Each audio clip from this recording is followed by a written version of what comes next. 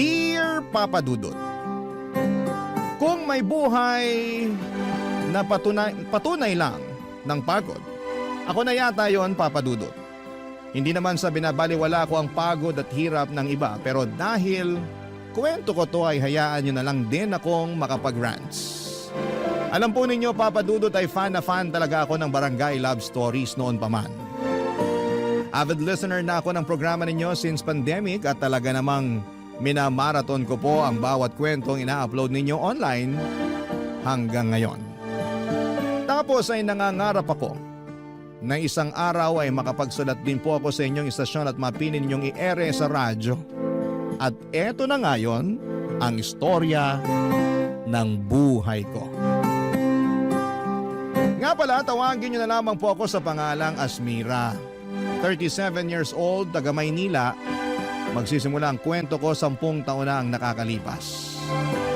Kayod kabayo at kalabaw ako para maitaguyod ang lola at kapatid kong PWD. At may espesyal na pangangailangan. Wala rin naman akong ibang maaasahan na mga panahon na yon dahil dalawa lang kaming magkapatid. At ako ang panganay, Papa Dudut. Kaya naman kailangan ko talagang magsikap ng husto kahit nakakapagod.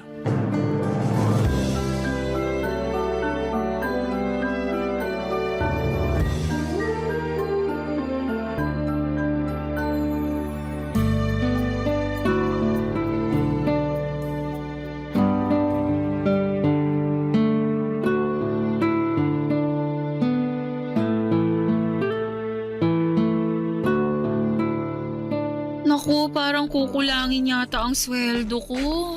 Asmira, bakit hindi ka pa natutulog? Anong oras na Tsaka ano pang ginagawa mo rito sa kusina? Umihi po ako eh. Tapos nakita ko na pumasok na yung sweldo namin sa savings account ko nung nag-check ako online. Talaga? Ang aga naman. Hindi ba bukas pa yung sweldo ninyo? Opo, pero maaga kapag ganitong tumatapat ng Sabado yung sweldo. Wala naman kasing pasok bukas. Ay, oo nga pala. Opo, kaya lang. Kaya lang ano? Ang laki pala ng kaltas ngayong cut-off dahil nag-loan ako. Kaya maliit lang yung sweldo ko. Nagbago pa naman yung bayaran ng kuryente. Sumakto ngayong linggo pa talaga yung due date. Wag mo na munang isipin yan dahil may naitabi naman ako mula dun sa nakaraang bigay mo. Po? Nakapagtabi pa kayo? Oo, kaya yun na lang muna yung gamitin natin na pambayad ng kuryente. Napansin ko na medyo na late sila magpadala ng bill ngayon, kaya nagbago yung due date. Nagpadala naman sila ng notice sa text pero late na rin naman. Ay naku, hayaan mo na, wag mo nang problemahin yon. Pero sigurado po ba kayo na may pera pa kayo? Abay, oo naman. Ayoko lang mawalan kayo lalo na kapag kailangan nyo. Paano ko mawawalan? Sobra-sobra yung ibinibigay mo. Minsan nga napapaisip ako kung may natitira pa sa'yo Meron pa naman po. Baka naman sobra mo nang tinitipid ang sarili mo, ha? Alam nyo naman po na matipid talaga ako, 'di ba? Oo nga. Pero kung may bagay kang gustong bilhin, bilhin mo na. Pera mo naman yan Pinagtrabahuhan mo. Pinaghirapan mo. Hindi naman po pwede yung ganun. Lalo kailangan ko kayong isipin ng kapatid ko. Saka mahirap yung basta-basta na lang akong bumibili ng gusto ko. Paano kung kailangan natin tas wala akong mahuhugot? Ang akin lang naman, huwag mo masyadong ipagdamot sa sarili mo yung mga bagay na pwede mo namang bilhin sa perang pinaghirapan mo. Tsaka katulad ng sinabi ko, may natatabi naman ako. Nagbibigay din naman ng ibang mga anak ko Kaya ayos lang na hindi mo ako palaging bigyan. Ikaw na nga nagbabayad sa lahat ng bills natin dito sa bahay Ikaw din bumibili ng bigas at saka nag-grocery. Wala naman po sa akin yun. Ang gusto ko, mabigyan kayo ng maginhawang buhay ng kapatid ko. Palagi ko kayong iniisip at kasama kayo lagi sa mga plano ko sa buhay. Kaya nga nagpapasalamat ako sa iyo ng husto kasi hindi ka nagsasawa na palagi kaming isama sa mga plano mo sa buhay.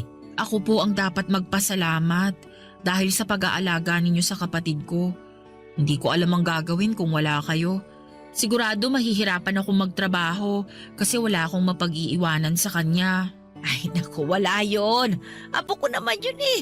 At saka pareho ko kayong mahal. Kumusta po pala yung kapatid ko ngayong araw? Di naman po ba naging makulit? Ay nako, nagwala nga kaninang tanghali. Kasi nagulat doon sa kapitbahay nating nagpatugtog ng ubod ng lakas.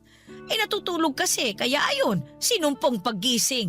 Hindi ko nga kagad napakalma, iyak ng iyak, tapos naninipa pa. Hala, nasipa po ba kayo, Lola? Oo, pero hindi naman masyadong malakas. Grabe naman. Nagulat kasi siya eh. Ako nga rin nagulat. Patulog na rin ako noon kasi katatapos lang namin kumain. Kasalanan ng kapitbahay natin. Pero alangan namang sisihin ko sila, hindi ba? Birthday kasi nung isang anak, kaya nagkantahan. Kaya lang, ewan ko ba naman sa ibang mga tao, walang pakundangan kung mag-ingay. Akala yata sa bundok sila nakatira ng 1 kilometro pagitan sa mga kapitbahay eh. Parang kilala ko na kung sino sa mga kapitbahay natin yung maingay. O sino pa nga ba? Di ipinabarangay natin kamakailan lang. Ay, grabe po talaga. Pero paano nyo napatahan yung kapatid ko? Yun, binigay ko yung teddy bear na binili mo sa kanya. Ang sabi ko, kapag hindi niya yun inalagaan kasi panay ang iyak niya, ay iiyak din yun. Awa naman ng Diyos tumigil sa kaiiyak yung kapatid mo. Tapos nakita ko na lang na yakap-yakap niya yung teddy bear. Mahal na mahal niya yun kasi bigay mo. Ay, pero apo, gabi na, matulog ka na. Bukas na lang tayo magkwentuhan. Tutal, wala ka namang pasok eh. Opo, salamat po ulit sa walang sawang pag-aalaga sa kapatid ko ha. At sa akin na rin, Lola. Wala iyon. Pareho ko kayong mahal, apo.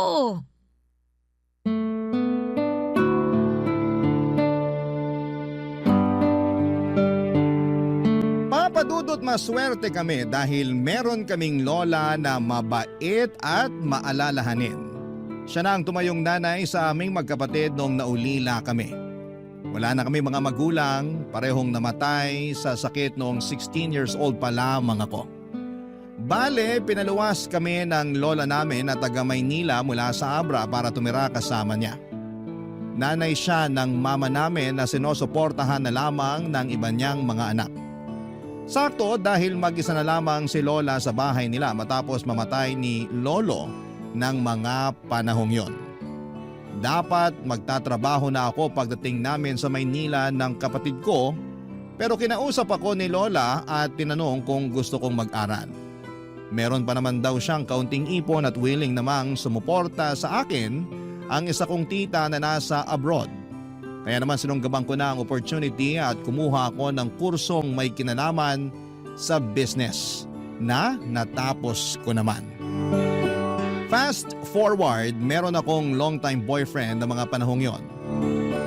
Nagkakilala kami noong college at naging kami papadudot. Siya ang kasama ko sa lahat ng mahalagang parte ng buhay ko. Legal din kami sa mga pamilya namin at masasabi ko na siya talaga ang lalaking gusto kong pakasalan at makasamang bumuo ng pamilya.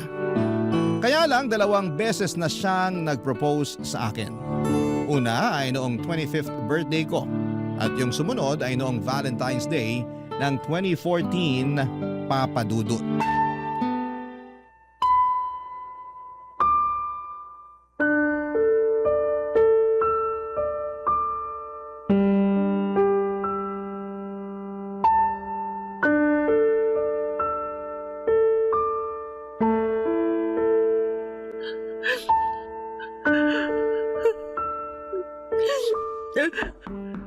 Asmira, pwede ba akong pumasok?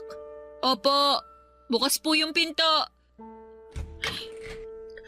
Ikaw pala yung naririnig kong umiiyak pagdaan ko sa pinto ng kwarto mo.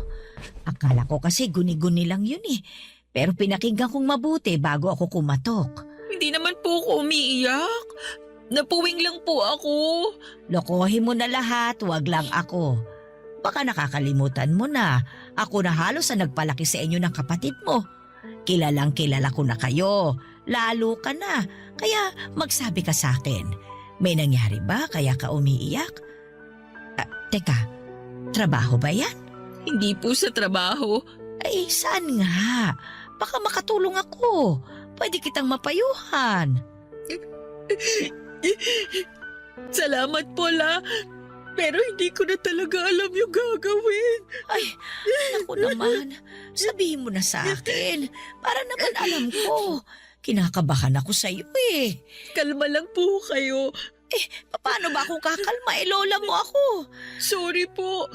Nahihiya lang kasi ako sa inyo. Oy siya. Ano ba kasi yun? Apo, sabihin mo na sa akin. Tungkol po sa amin ng boyfriend ko. Oh, ano nangyari sa inyo? Nakipaghiwalay na po ako sa kanya. Anong sabi mo? Ang tagal-tagal nyo na, hindi ba? Opo. Pero tingin ko, kailangan na namin maghiwalay. Dahil hindi ko naman kayang ibigay yung kasal na gusto niya. Di ba? 2 beses na siyang nag-propose sa akin. Oo nga, naikwento mo nga sa akin yun. Kailan ka nga niya ulit niyaya? Nung birthday ko sa Valentine's Day last year. Pero ang sabi mo, ayos lang naman sa kanya, hindi ba? Opo. Kaya lang nagigilty ako noon. Alam ko na gustong-gusto na niyang magpakasal kami kasi yun na lang talaga ang kulang eh. Pangarap niya na magkaanak na kami at bumuo ng pamilya. Pero ako po yung hindi pa handa. Paanong hindi pa handa? Nasa tamang edad ka na naman para mag-asawa. Ayoko pa pong magpakasal kami kasi mahahati yung atensyon ko sa pag-aalaga at pagtataguyod sa inyo ng kapatid ko. Ayaw pa naman niyang tumira kami rito pag nagpakasal kami kasi gusto niya doon na raw sa bahay na iririgalo sa kanya ng parents niya. Kinausap ko siya na hindi pa ako handa.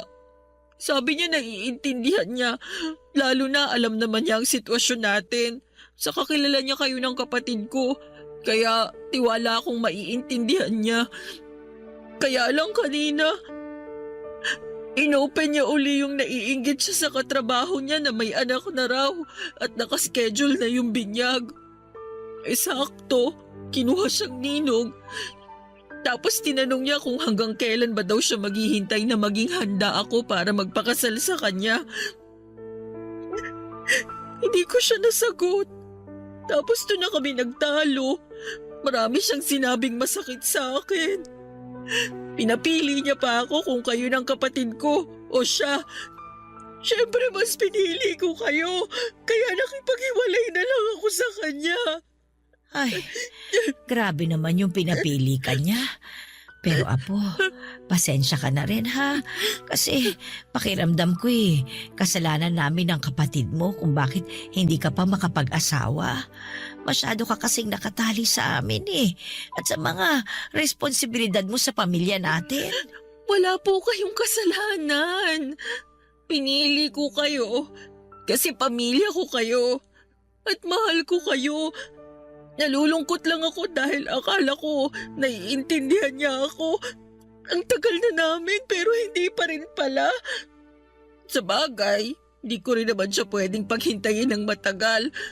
Lalo wala pang kasiguraduhan kung kailan ako magiging handa. Mas priority ko kasi talaga kayo ng kapatid ko. Salamat, apo. Pero nakakapanghinayang lang talaga yung tagal ng relasyon ninyo. Mabait naman yung batang yun. Akala ko ngayon siya na talaga ang mapapangasawa mo. Ako rin naman po. Pero siguro ganun talaga. Kailangan ko na lang mag-move on. At least, hindi na siya maiinip sa paghihintay sa akin. Ay, kaya nga lang.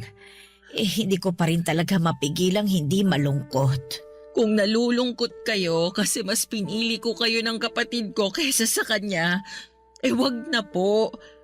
Sinasabi ko sa inyo na sa ngayon, hindi ko talaga priority ang pag-aasawa. Saka Lola, kung talagang mahal ka, hindi ka pa pipiliin, di ba? Kaya naisip ko na, baka sayang na nga yun para maghiwalay kami. Oo, mahal ko pa rin siya. Pero hindi sapat yung pagmamahal na yun para manatili pa kami sa relasyon. Hayaan nyo na, makaka-move on din naman po ako.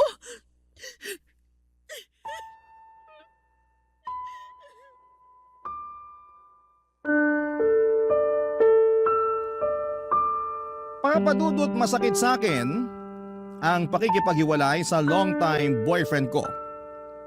Pero wala naman akong magawa dahil gusto na niyang bumuo ng sariling pamilya. At yon ang bagay na hindi ko pa maibigay sa kanya ng mga panahong yon. Mahal ko siya at siya na ang nakikita kong tao na makakasama ko hanggang pagtanda namin. Pero hindi pa ako handang iwanan at bitawan ng responsibilidad ko sa lola ko at sa nakababata kong kapatid. Kaya naman pinalaya ko na lang siya kahit masakit sa akin, Papa Dudut. Parang pinagpira-piraso ang puso ko ng mga panahong yon.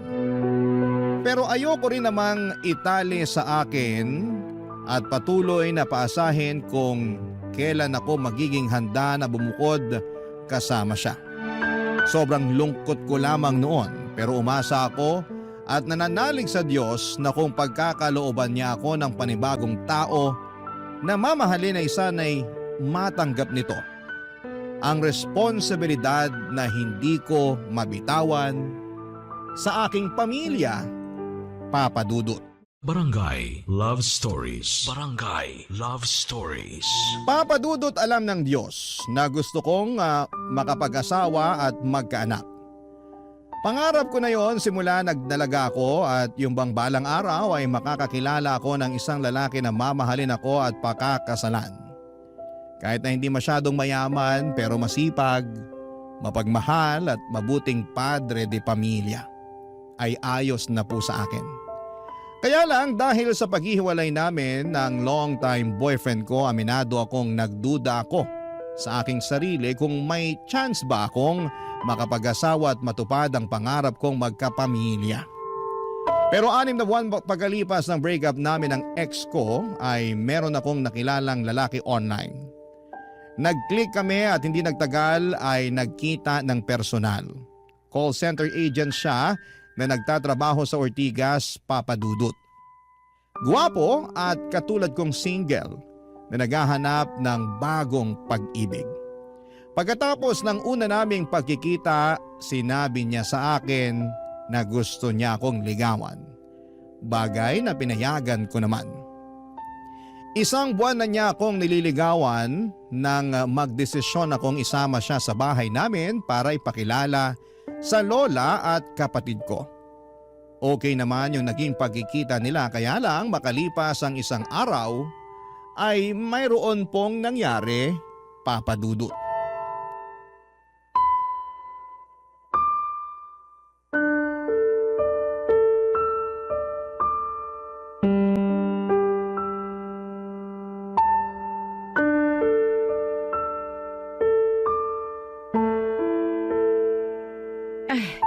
Ano ba yung sinasabi mong hindi na nagparamdam sa'yo yung manliligaw mo? Wala na po eh. Hindi na po siya nagre-reply sa mga text ko. Cannot be reached na rin po yung number niya. Eh bakit naman niya ginawa sa'yo yun? Baka ayaw na niya sa akin kaya ganun. Aayawan ka niya? Ang saya-saya niyo pa nung nakaraan na. Sinama mo pa nga siya rito para ipakilala sa amin ng kapatid mo. Kaya nga po eh. Pero akala ko okay lang ang lahat kaya lang mukhang mali ako. Ano ba sa tingin mo yung problema? Yung totoo po? Oo. Tingin ko nagbago yung isip niya na ituloy yung panliligaw sa akin matapos ko siyang dalhin dito sa bahay. Naisip ko na hindi pa siya handa sakaling maging kami tapos mas priority ko kayo ng kapatid ko. Sobra naman yun. Akala ko pa naman masaya siya nung nagpunta rito sa atin. Panay pa nga ang kwentuhan namin ng mga nakakatawang karanasan niya nung nagbakasyon sila ng pamilya niya sa Bohol.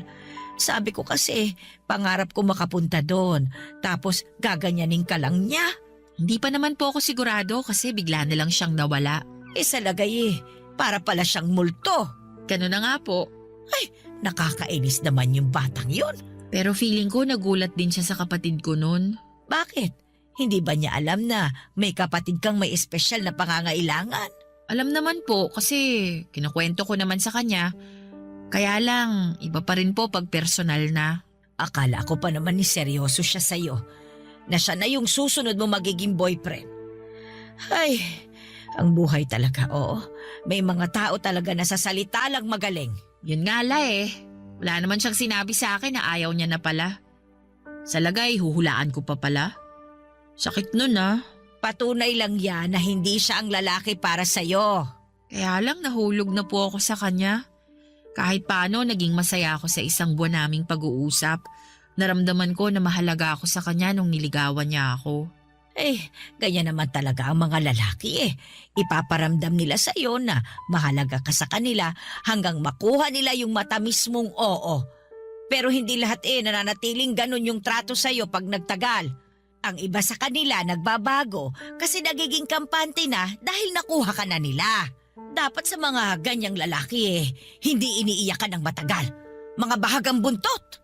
Parang nawawala na po ako ng pag-asa na makakakilala ng lalaking seseryoso sa akin.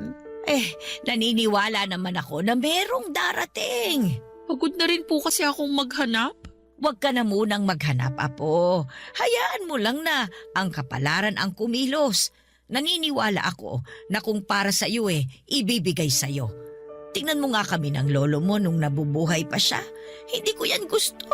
Ayaw ko nga dyan kasi nuknuka ng yabang.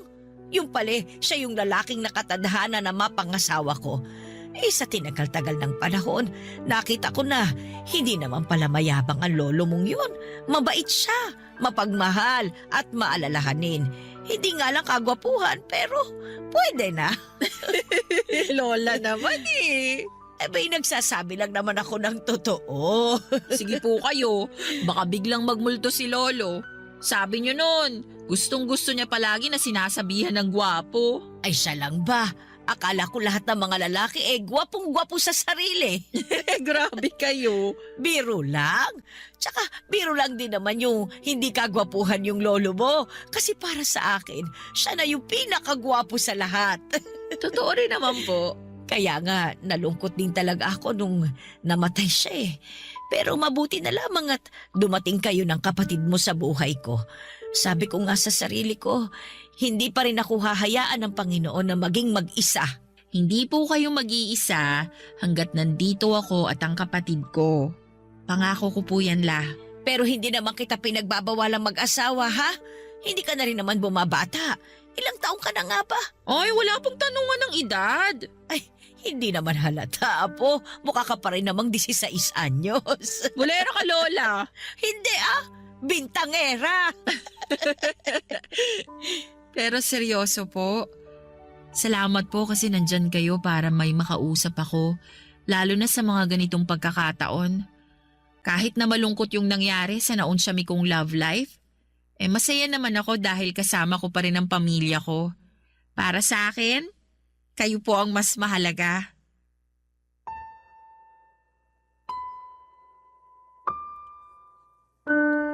Papadudod doon ko na pagtagpi-tagpi ang lahat. Na baka kaya ako ginost ng nanliligaw sa akin ay dahil nakita niya ang sitwasyon ng kapatid ko at natakot siya sa responsibilidad na kaakibat ng pakikipagrelasyon sa akin. Noong gabi kasi na dinala ko siya sa bahay upang ipakilala kina Lola ay nagtantrums ang kapatid ko. Umiyak ito at nagwala at hindi siya mapatahan ni Lola. Buti na lamang at dumating kami ng mga panahong yon at ako lang ang nakapagpakalma sa kapatid ko. Sa totoo lang, abot langit ang hiya ko noon sa aking manliligaw. Kasi kahit na hindi niya sabihin ay kita ko sa ekspresyon ng mukha niya na nagulat siya ng gusto. Nandun rin yung takot dahil baka noon lang din siya nakaengkwentro ng ganong senaryo. Pero una pa lang naman ay sinabihan ko na siya na meron akong kapatid na may espesyal na pangangailangan. Okay lang siya ng okay noon. Naniwala at nagtiwala ako na maiintindihan niya ang sitwasyon ko pero doon ako nagkamali. At kahit na hindi pa nagiging kami ay nasaktan pa rin po ako. Plano ko pa naman na sagutin na siya kinabukasan. Pero may kasabihan nga na rejection is God's redirection. Ang ibig sabihin ay may mga bagay na hindi nangyayari dahil merong magandang plano ang Diyos para sa atin. Lumipas ang 5 buwan, nakilala ko si David. Bagong salta lang siya noon sa pinagtatrabahuhan ko. Pinalitan niya ang dati naming supervisor na paalis na ng panahong yon. Hindi ko naman siya boss, bali magkaibang department kami pero lagi kami nagkikita at nagkakasama sa mga management meeting, Papa Dudut. Naging close kami. At hindi nagtagal ay niyaya niya akong lumabas upang makipag-date, Papa Dudut.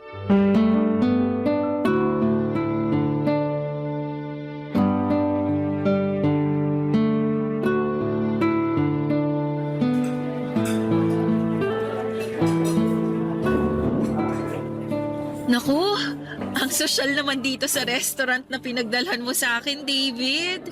Di ba, sabi ko gusto kita i-date? Siyempre, naghanap talaga ako ng magandang restaurant na pwede kong pagdalhan sa'yo. Seryoso ka pala talaga sa sinabi mo na gusto mong mag-date tayo? Oo naman.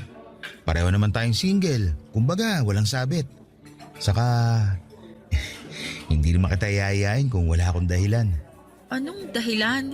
Alam ko na hindi pa matagal simula nung nagkakilala tayo. Pero napalapit ka na sa akin. Yung totoo, nagustuhan na kita nung unang araw pa lang na nakita kita. Maraming bagay yung hinangaan ko sa'yo, lalo na sa pagiging profesional at magaling mo sa trabaho natin.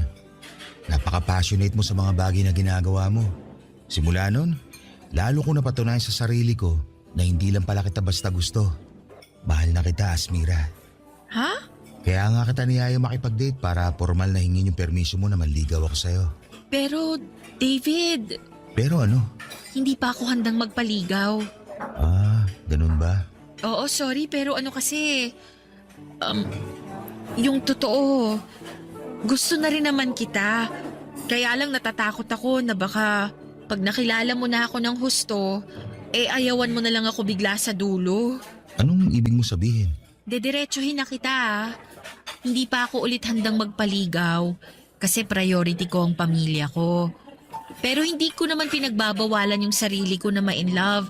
Kaya lang, nandun pa rin yung takot na baka pag napalapit na ako sa iyo ng husto, iwan mo rin ako katulad ng ginawa sa akin ng long-time boyfriend ko. At nung naunang manligaw sa iyo, iniwan nila ako kasi hindi nila matanggap yung responsibilidad ko sa lola at kapatid ko na may special needs. May kapatid ka na may special needs? Meron. Pwede ko bang malaman kung anong kondisyon niya? May cerebral palsy siya simula pagkabata at ako na yung nag-alaga sa kanya. Nung namatay ang mga magulang namin, tumira kami sa lola namin na taga Maynila. Siya ang nagbabantay sa kapatid ko tuwing nasa trabaho ako. Kaya nga malaki ang pasasalamat at utang na loob ko sa kanya. Kaso tumatanda na siya, humihina na ang katawan niya. At natatakot ako na baka isang araw hindi na niya kayanin na alagaan ang kapatid ko. Kaya nga nung hiniwalayan ako ng ex ko at ginost ng manliligaw ko, na-realize ko na saka na lang ako papasok sa relasyon. Unfair din naman kasi nabigyan ko sila ng responsibilidad sa pamilya na hindi ko mabitawan. Kaya sorry talaga kung hindi ko matatanggap yung panliligaw mo. Ngayon, mas naiintindihan ko na yung pinanggagalingan mo. Mahirap magkaroon ng responsibilidad na ganyan kabigat. Oo, pero hindi naman ako nagrereklamo kasi mahal ko yung kapatid at lola ko. Sa totoo lang, inspirasyon ko yung kapatid ko kung bakit ako nagsisikap sa buhay. Gusto kong magtrabaho ng magtrabaho para may pampagamot ako sa kanya. Gusto ko rin mag-ipon ng pera para pagdating ng araw, hindi kami mahirapan ni Lola sa pag-aalaga sa kanya. Plano ko kasing kumuha ng private nurse na titingin sa kanila ni Lola. Naniniwala ako na matutupad mo ang mga pangarap mo. Ngayon pa lang, sobra mo na ako napabilib. Salamat, David. Pasensya ka na ulit kung ni-reject kita ha. Ayos lang naman. At least, naging honest ka kaya magiging honest ulit ako sa'yo. Ano yun? Anong ibig mong sabihin? Hindi nawala yung nararamdaman ko para sa'yo. Dahil sa mga sinabi mo sa akin, mas lalo lang kitang minahal. Alam ko na hindi ka pa handa na tumanggap ng bagong pag-ibig sa ngayon. Pero handa naman ako maghintay na dumating yung araw na yon. Pero baka mapagod ka. Saka ayoko naman na sa akin lang umiikot ang mundo mo. Lalo kung pwede ka naman makipag-date at manligaw ng ibang babae. Malay mo, sila pala ang totoong para sa'yo at hindi ako. Papa Dudut, maaga pa lamang ay sinabi ko na kay David na meron akong kapatid na may special needs. At medyo challenging itong i-handle lalo na tumatanda na rin ang lola namin. Isa yon sa dahilan kung bakit hindi pa ako handang mag-asawa. Kapag bumukod na kasi ako at bumuo ng sariling pamilya kasama ang asawa ko, ay maiiwan ang kapatid ko sa lola namin. Naging open ako kay David tungkol sa estado at disposisyon ko para hindi na siya umasa na maibabalik ko ang pagmamahal niya. Sa totoo lang, nalungkot ako, Papa Dudut, dahil napalapit na rin sa akin si David. Mabait kasi siya, masayang kasama at gentleman. Kaya lang, ayoko namang hayaan ang sarili ko na mahulog sa kanya ng husto. Tapos sa dulo ay iiwanan niya lamang ako katulad ng ginawa sa akin ng ex-boyfriend ko at manliligaw ko noon. Papa Dudut, ayoko na ulit masaktan. Kaya naman nag-focus na lamang ako sa pagtataguyod ng aking sarili at ng aking pamilya. Sila ang mahal ko at sa kanila ako dapat na mag-focus, Papa Dudut. Barangay Love Stories. Barangay Love Stories. Papa Dudut, Valentine's Day ng 2016 ang dalhan ako ni David ng isang malaking bouquet ng red roses. Gulat na gulat ako dahil wala naman akong inaasahan sa kanya ng mga panahong yon. Nagkasundo na lamang kasi kami na maging magkaibigan lalo na at hindi pa ako handang magkaroon ng panibagong karelasyon. Tinanggap ko na lamang na baka hindi na ako makapag-asawa pero pinangako ko naman sa sarili ko na bibigyan ko ng maganda at komportabling buhay ang lola at kapatid ko. In fact, pinag-iisipan ko na nga na mag-abroad noon. Kaya lang nagbago ang lahat matapos akong bigyan ni David ng mga bulaklak. Sa sulat na kasama noon, nakasaad na gusto niya akong makadate. Pumayag ako at kinagabihan ay pumunta kami sa isang restaurant sa Quezon City na noong ko lang napuntahan sa tanang buhay ko. Pagkaupo namin sa pinareserve niyang mesa ay nag-thank you sa akin si David dahil pumayag ako makipag-date sa kanya. Sa isip ko ay date lang naman, wala namang masama doon. Pero alam ko naman na niloloko ko lang ang sarili ko na higit pa talaga sa pagkakaibigan ng nararamdaman ng dalawang tao na lumalabas during Valentine's Day. Pero hinayaan ko na lang at in-enjoy ang bawat sandali. At bago niya ako ihatid sa amin ay sinabi niya na hindi niya raw ako kayang maging kaibigan lang. Na naintindihan niya ang responsibilidad ko sa pamilya ko at handa siyang tulungan ako lalo na sa pag-aalaga sa aking kapatid. Kung hindi niyo na itatanong, may pamangkin si David na meron ding espesyal na pangangailangan. Anak yon ang kaisa-isa niyang ate at siya ang nag-alaga rito simula pagkabata. Kaya naman pamilyar si David sa pag-handle sa mga ganong klase ng sitwasyon.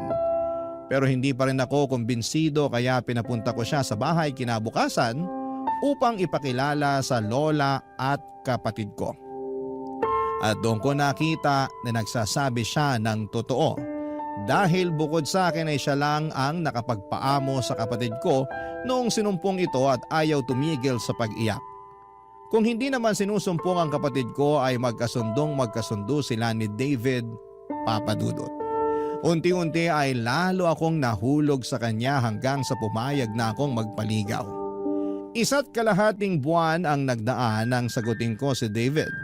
Naging kami at sa loob ng 1 taon naming magkarelasyon. Ay masasabi ko na mapalad ako dahil dumating siya sa buhay ko.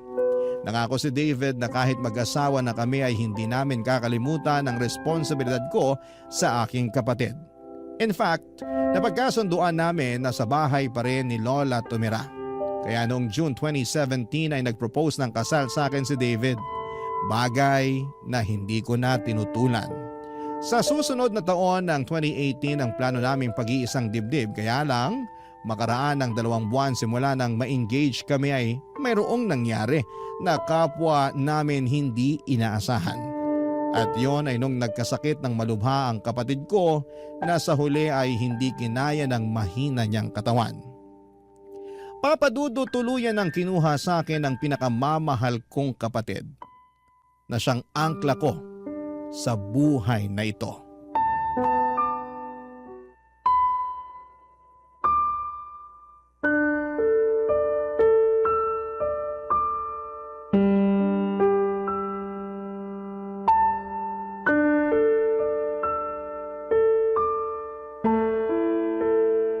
Asmira, ilang araw ka na hindi kumakain. Baka mapano ka na niyan. Okay lang na mapano ako. Para mamatay na rin ako katulad ng kapatid ko. Huwag mo naman sabihin yan. Marami pang nagmamahal sa'yo. Saka kailangan ka pa namin ng lola mo. Pero kailangan ko rin yung kapatid ko. Kailangan ko siya kasi mahal na mahal ko siya. Pero wala na siya. Ando na siya sa kabaong oh. Hindi na siya gumagalaw. At habang buhay na siyang tulog. Hindi nagigising yung kapatid ko. Kasi patay na siya. Bakit kailangan niya agad mawala? Bakit siya agad kinuha sa akin? Inaalagaan ko naman siya. Ginawa ko naman lahat. Hindi ko rin alam ang sagot sa tanong mo. Pero isa lang naman ang sigurado. Baka pinagpahinga na siya ng Diyos. Bakit siya pagpapahingahin? Nandito naman ako. Hindi ko naman siya pinababayaan ah. Inaalagaan din siya ni Lola. Maraming nagmamahal sa kanya rito. Kaya bakit kailangan niya agad mawala? Sobrang unfair naman ng Diyos kung hindi niya nakikita yung mga pagsasakripisyo ko para mabigyan lang ng magandang buhay yung kapatid ko. Sobrang unfair niya kasi kinuha niya sa akin yung kaisa-isang tao na dahilan kung bakit ako nagsisikap sa buhay. Mahal na mahal ko yung kapatid ko, David. Kahit na may kapansanan siya at espesyal na pangangailangan, hindi ako nagsisisi na siya yung naging kapatid ko. Gusto ko ako pa rin na maging ate niya kahit na sa susunod na buhay. Napapagod ako sa trabaho at sa buhay na to. Pero kahit kailan, hindi ako napagod sa kanya. At alam niyo ng kapatid mo, Asmira. Sigurado ko na nagpapasalamat siya sa iyo ng gusto dahil meron siyang mabait at responsabling ate. Di ba, bago ako dumating, ikaw lang din naman ang nagpapakalma sa kanya? Alam ko yun. Nakita ko yun kasi pag nandyan ka, ngumingiti siya. Tapos tinuturo ka pa niya palagi. Patunay lang yun na sobrang malapit siya sa'yo. Oo, tapos hindi ko na ulit makikita yung ngiti niya. Yung maganda niyang mukha. Hindi ko na maririnig yung boses niya at yung mga pag-ungol niya pag may tinuturo siya na gusto niya na kunin. Pati yung tawa niya pag masaya siya. Lahat yun. Kasama na niyang malilibig. Hindi ko na makikita ang kapatid ko dahil wala na siya sa piling namin ni Lola habang buhay. Naniniwala ako na kahit hindi na natin siya kasama sa buhay na to, mananatili pa rin siyang buhay sa mga puso natin. Alam mo, kahit na sandali pa lang kami nagkakasama ng kapatid mo, naging malapit na rin siya sa akin. Napamahal na ako sa kanya kaya nga sobrang sakit din sa akin tong biglang pagkawala niya. Pero alam ko, naniniwala ako, nakasama pa rin natin siya anumang mangyari. Hindi nga lang natin siya nakikita, pero hindi naman talaga siya nawala. Iisipin ko na lang na nakapagpahinga na siya sa piling ng Diyos. Na wala siyang sakit na nararamdaman at nararanasan para kahit paano mapanatag ako at mabigyan ng konting peace of mind sa pagkawala niya. Thank you, David, ha? Sa lahat-lahat. Sa pagmamahal sa kapatid ko. Sa pagtrato sa kanya ng tama at mabuti. Sa mga tulong mo sa amin ni Lola, lalo nung araw na iniwan na kami ng kapatid ko. Sobrang down ako noon kaya hindi ko na alam yung gagawin. Buti andyan ka para ayusin yung mga papeles niya at pagbuburulan. Maliit na bagay lang yun kumpara naman sa pagsasakripisyo mo para sa kapatid mo nung nabubuhay pa siya. Walang kaso sa akin ng tumulong, lalo na't mahal ko ang kapatid mo. Salamat pero hindi maliit na bagay yung ginawa mo at patuloy mo pa rin ginagawa. Kaya salamat talaga. Hindi ko alam ang gagawin ko kung sakaling wala ka. Hindi ako mawawala. Palagi ako nasa tabi mo para tulungan at damayan ka. Tandaan mo, hindi ka na nag-iisa. Oo, lagi kong tatandaan yan. Buti naman. Pwede bang kumain ka na? Nag-aalala na ako sa'yo eh. Wala pa rin akong gana eh. Pero sige, susubukan ko. Kakain ako kahit konti. Papadudot ang sakit-sakit mawala ng kapatid. Hindi ko alam kung paano pa ako uusad ng mga panahong yon. Masyado rin kasing mabilis sa mga pangyayari at nagkaroon siya ng pulmonya at nagkaroon ng komplikasyon. Hindi na naagapan at hindi namin nakalain na kukunin na pala ng Diyos sa amin ang kapatid ko. Matagal na namang mahina ang katawan niya kaya mabilis siyang magkasakit, Papa Dudut. Pero naaagapan namin yon kaya gumagaling siya. Kaso sinabi na rin ng doktor na kusa nang bumigay ang katawan ng kapatid ko at wala na akong nagawa nung agawin siya ng kamatayan. Pakiramdam ko po noon ay gusto ko na rin mamatay lalo't wala na ang angkla ko. Sa totoo lang, kahit minsan ay nakakaramdam ako ng pagod sa pag-aalaga at pagtataguyod sa kapatid ko ay mahal na mahal ko pa rin siya. Siya ang inspirasyon ko at dahilan para magpatuloy sa buhay. At nung nawala siya, pakiramdam ko ay nawala na ako ng direksyon sa buhay at pag-asa na makakausad pa. Pero buti na lamang at nandyan sina Lola at David. Naging sandalan ko sila sa oras na nangihina ako gawa ng pagkamatay ng kapatid ko. At kapag gusto ko nang bumigay, yung pagmamahal ni David ang nagsisilbi kong lakas, Papa Dudut. Sa pagpapatuloy ng aming relasyon ay natuloy pa rin ang kasal namin ni David noong 2018 at tumira kami sa bahay ni Lola at nangako na aalagaan siya. Hindi nagtagal ay nabuntis ako.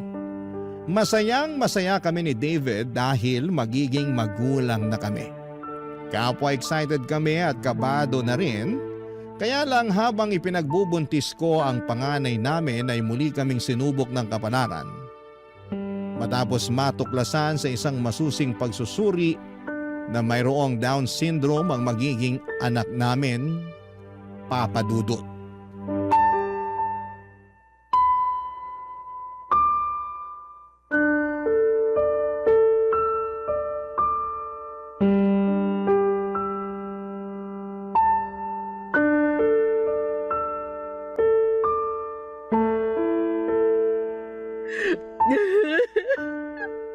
Han, paano?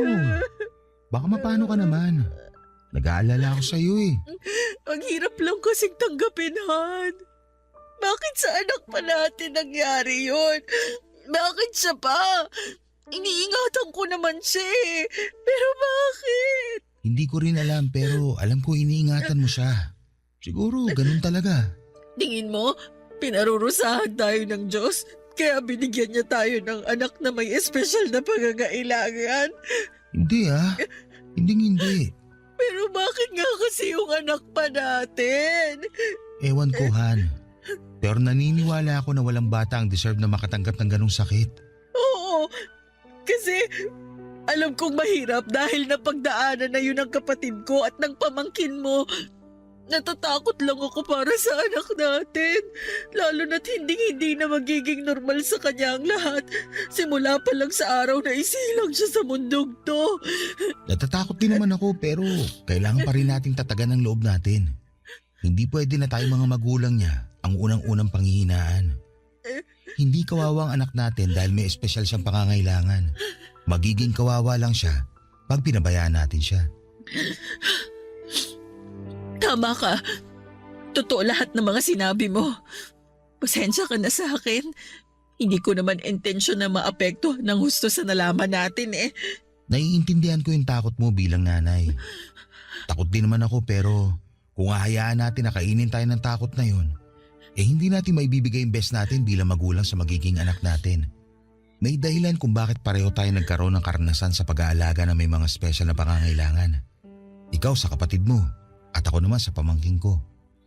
At ngayon na espesyal din na magiging baby natin, sigurado ko na hindi na tayo mahihirapan. Kung mahirapan man, napag-aaralan naman ang lahat eh. Basta tutukan lang natin si baby at huwag pabayaan. Kahit na anong mangyari, anak natin siya at mahal natin siya. Oo, anak natin siya at mahal natin siya. Hindi yun magbabago kahit na ano pang itsura niya. Ganun na nga. Saka hiniling natin siya sa Diyos. At ngayon binigay niya na sa atin yung panalangin natin. Dapat masaya tayo, hindi ba? Masaya naman ako, pero hindi ko lang napigilan yung bugso ng damdamin ko. Alam ko kasi yung hirap at pagod sa pag-aalaga ng bata na may espesyal na pangangailangan. Oo, pero hindi ka naman mag-iisa sa pag-aalaga sa anak natin. Andito ako. Andyan si Lola. Tutulungan ka namin, Han. Kung noon mas nakakapagod dahil kailang dalawa ni Lola nag-alaga sa kapatid mo. Pero ngayon kasama niyo na ako. Sisiguraduhin ko na magiging mabuting padre de pamilya ako para sa inyo ng anak natin.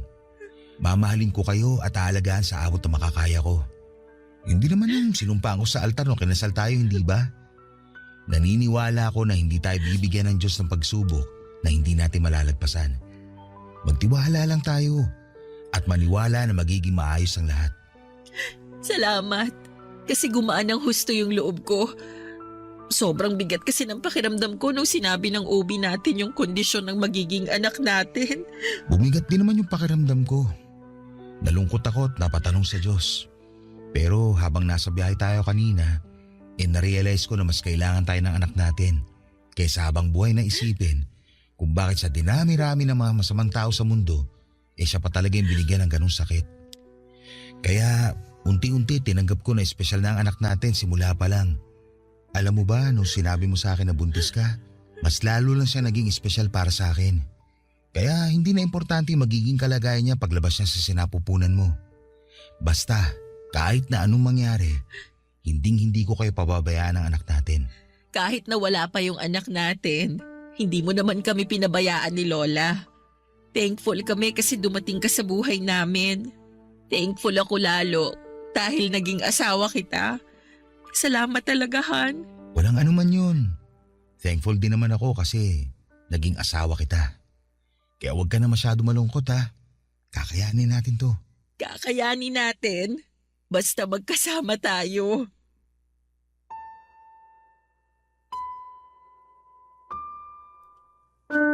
Papadudot walang pagsidlan ang pagpapasalamat ko sa Diyos. Dahil ibinigay niya sa akin si David at hinayaan niya itong maging asawa ko. Napakapalad ko sa kanya dahil hindi lang siya mabuting asawa kundi responsable ding padre di pamilya. Dahil nandyan siya ay mas gumaan ang lahat sa akin. At alam ko na wala akong hindi kakayanin dahil nasa tabi ko lamang ang lalaking pinakamamahal ko. Totoo nga ang sinabi ni Lola na kusang darating ang tao na para sa iyo pag hinayaan mong gumawa ng paraan ng kapalaran. Tungkol naman sa baby namin, pinanganak namin siyang may Down syndrome. Pero kahit na may espesyal siyang pangangailangan ay malusog ang anak namin. At simula pa lang noong araw na isinilang ko siya ay marami na ang nagmahal sa kanya. Sa kasalukuyan, kami ni Lola ang magkatuwang sa pag-aalaga sa anak namin ni David habang nasa abroad ang mister ko. Noong 2022 kasi ay nabigyan siya ng opportunity na makapag-ibang bansa. Ako naman ay nag-work from home sa gabi bilang virtual assistant. Nakakapagod magtaguyod ng anak na may espesyal na pangangailangan pero kahit kailan. Hindi po ako napagod na maging nanay niya. Para sa akin, biyaya siya ng Diyos. Katulad ng kapatid ko na espesyal din sa puso ko. Maraming salamat po sa inyo, Papa Dudut, sakaling mapili po ninyong i-area ang sulat ko at sana'y kinapulutan po ito ng aral at inspirasyon ng mga kabarangay natin. God bless and more power sa Barangay Love Stories. Number 1 po kayo sa aking puso. Ang inyong forever kapuso at kabarangay, Asmira. Dear Papa Dudut, naalala mo pa ba ang unang nagpatibok ng puso mo? Kasi ako, oo. Ako nga pala si Jerry, 35 years old at gusto kong ibahagi sa inyo ang kwento ng first love ko. Siya si Mitch, mas matanda siya ng 5 taon sa akin. Pero hindi naging hadlang ang aming mga edad para magkaroon ng katuparan ang aming pagmamahalan. 18 anyos ako nang una ko siyang makita. Kabatch at katrabaho siya ng ate ko. Minsan ay inimbitahan siya ni ate nila sa bahay namin. Iba na agad ang naramdaman ko nang magtama ang aming mga mata. Nakatambay sila noon sa sala at ando naman ako sa kusina, Papa Dudut. Kitang-kita namin ang isa't isa. Panay ang sulyap niya sa akin at iba ang sulyap na yon. Palihim din niya ako giningitian tuwing tumatalikod si ate sa kanya. Ako naman ay panay ang daan ko sa sala kahit wala naman akong pakay doon. Nakahalata nga si ate nila at namula ako sa hiya nang tanungin ni ate kung bakit ba ako daan ng daan sa sala. Napangiti na lamang si Mitch. Doon na nawala ang hiya ko bigla. Sa mga sumunod na araw ay napadalas na nga ang pagdalaw ni Mitch sa bahay namin, Papa Dudut. Mas lalo tuloy akong nagkagusto sa kanya. Doon na rin kami nagsimulang maging malapit. Kinuha niya ang number ko at agad ko naman yung ibinigay. Inabangan ko ang pag-text niya sa akin at nung nakatanggap na ako ng text sa kanya ay nagtuloy-tuloy na ang usapan namin, Papa Dudut. Doon na nagsimula ang love story namin. Niligawan ko siya at sinagot niya ako. Nilihim namin yon noong una dahil hindi namin alam kung paano ipapaliwanag kay ate nila na kami na. Nahuli lamang kami nang mabasa ng ate nila ang love letters na pinapadala sa akin ni Mitch. At ang mga love letter na yon ay tinago ko pa rin kahit na nagkahiwalay na kami at kahit na lumipas na ang ilang taon. Nasa kwarto nga ako at naglilinis nang makita ko ang isang maliit na karton na nasa pinakatagong at pinakailalim ng cabinet ko. Doon nakatago ang mga love letter ni Mitch sa akin noong araw. Binasa ko ang mga yon at muli na naman akong nahuli ni ate nila na nakangiti habang hawak-hawak ang mga yon, Papa Dudut.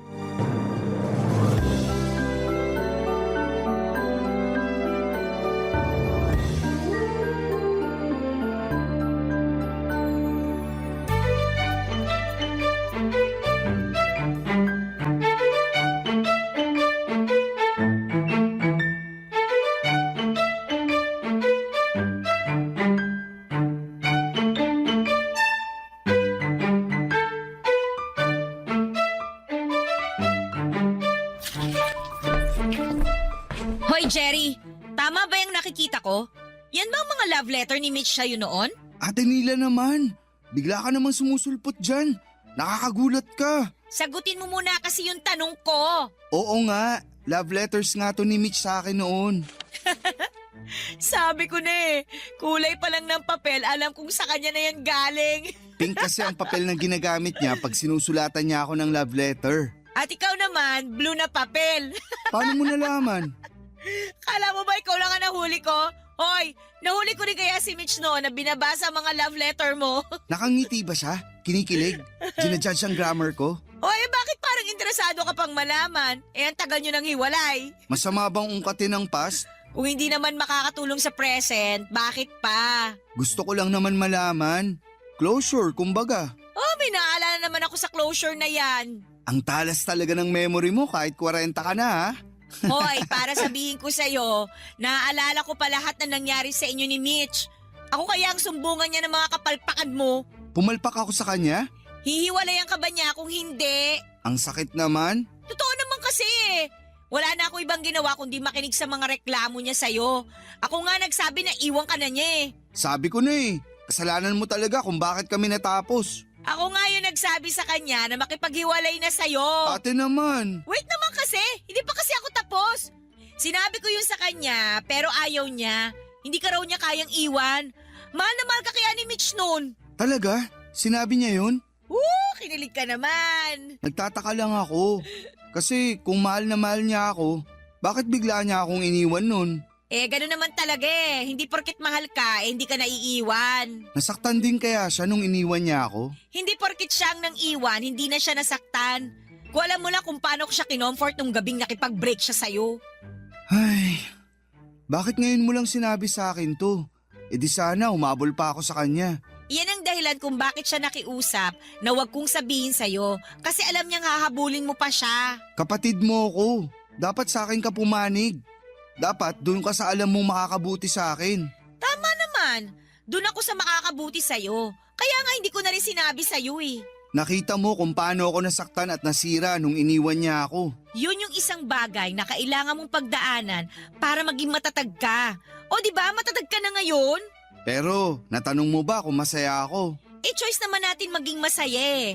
Ikaw lang naman tong pumipigil sa sarili mo na gawin yon. Ang higpit pa rin kasi ng hawak mo sa kanya. Ang tagal na niya nakawala sa'yo eh. Nakabitiw na ako sa kanya, no? Talaga ba?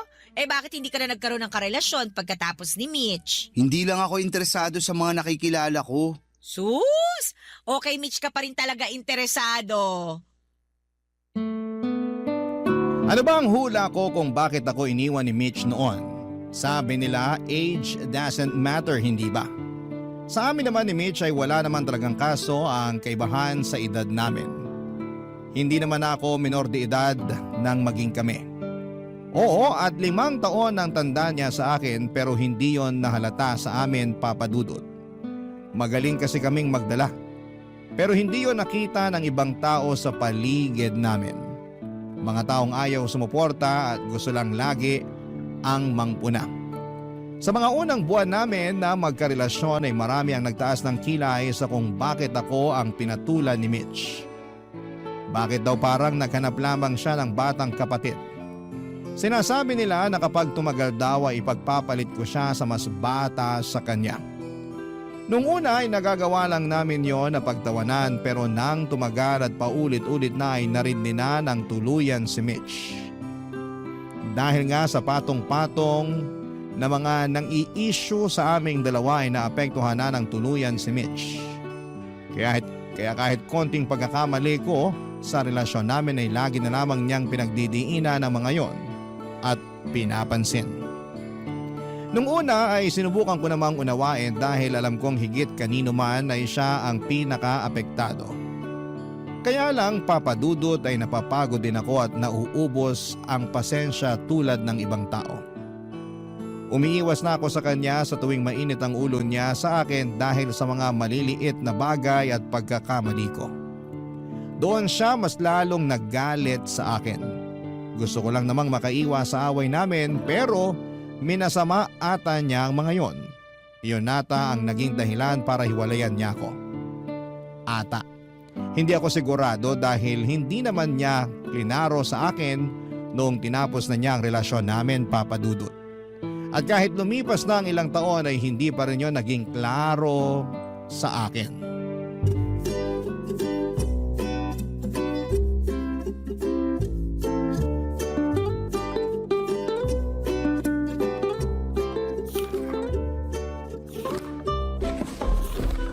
Hoy, Ate Nila, bakit mo binubuklat yung yearbook mo ng high school?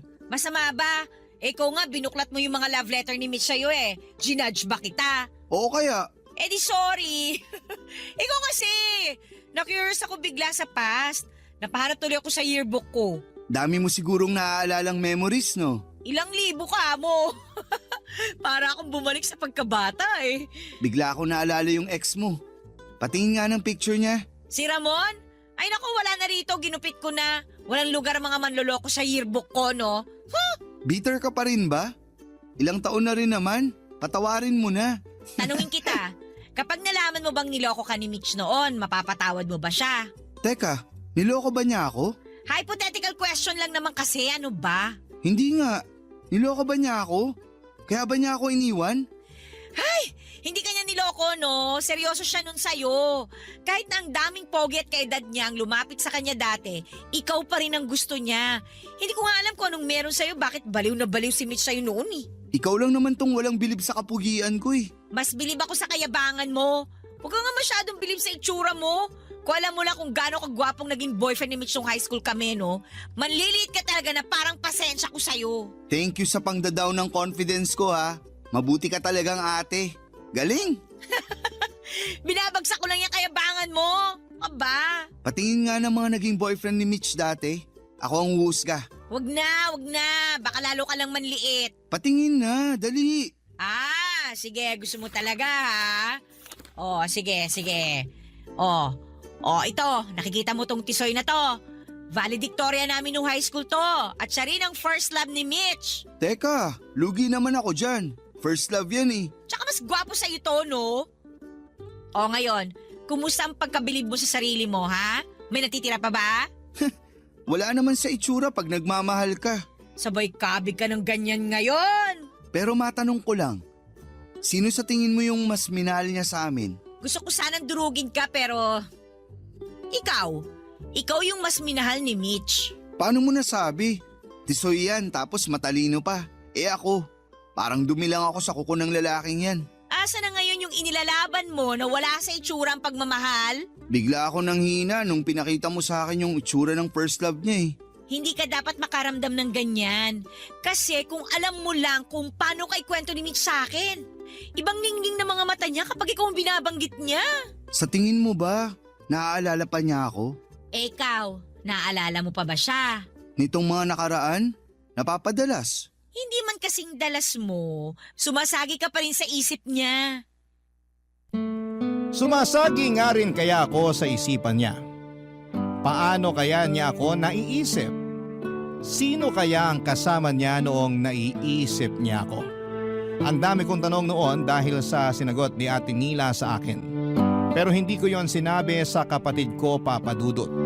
Tumahimik na nga lang ako at pasimpleng nagbiro na mas maapil ako sa naging boyfriend ni Mitch noong high school. Hanggang sa magpalit na kami ng topic at sinarado na rin ni Ate Nila ang yearbook niya. Pagkatapos noon ay iniwan niya ang yearbook sa mesa dahil biglang tumunog ang cellphone niya.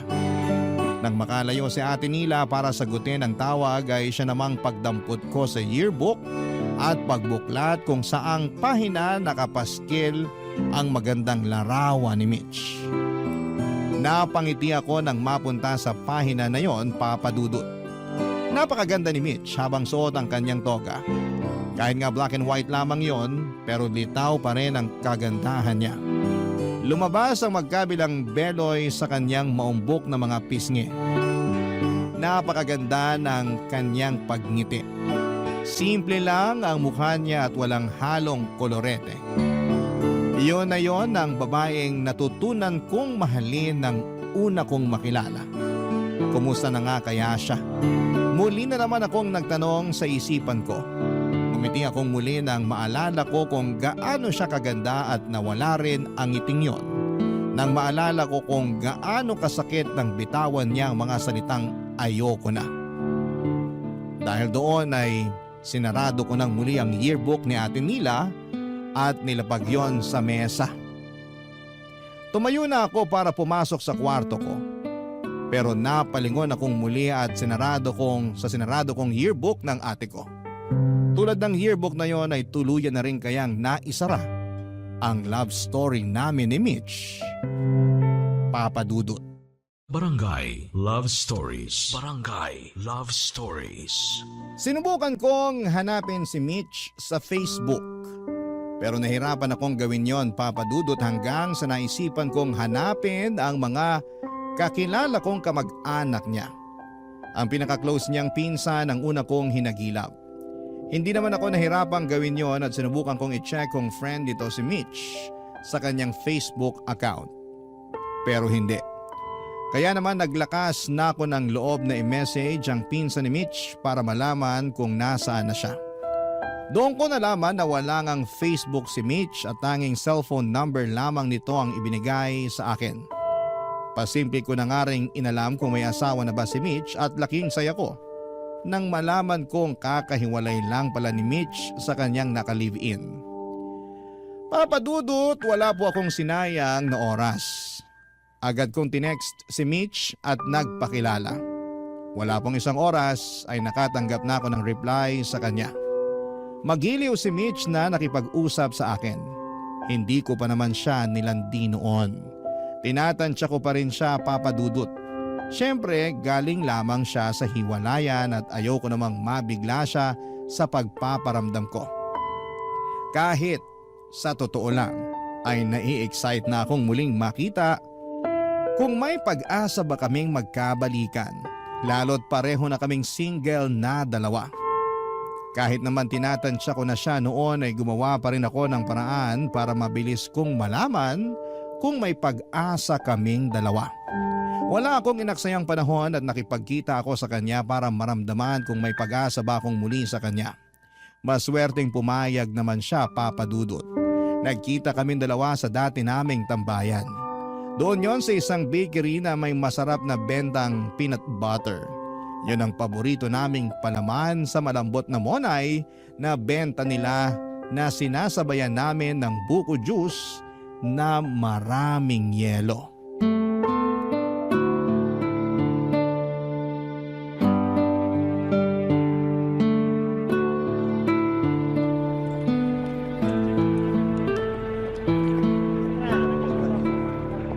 Grabe!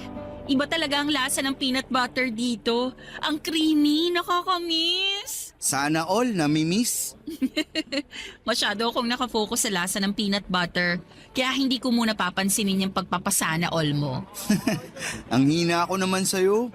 Gusto ko lang namang malaman kung namiss mo rin ako tulad ng pagkamiss mo dyan sa peanut butter. Hindi ko na kailangang sabihin yon.